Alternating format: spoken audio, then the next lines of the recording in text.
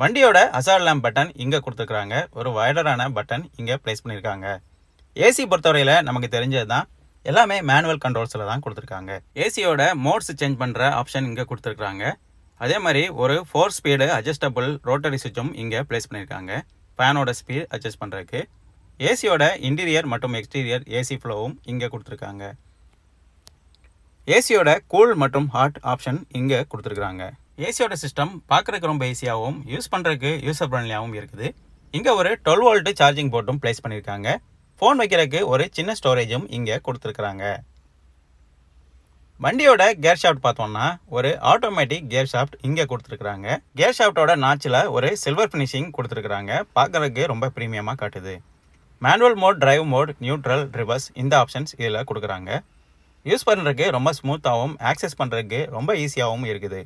எப்போவுமே higher end கார்களில் மட்டும்தான்